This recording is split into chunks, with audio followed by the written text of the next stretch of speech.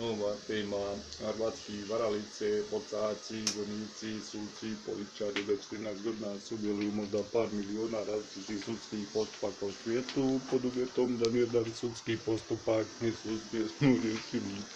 Ako bude 30 godina masno svjedočenja, ako neka sekta masno hipnoze, ali se uvijek svi zvuku sa svakog postupka.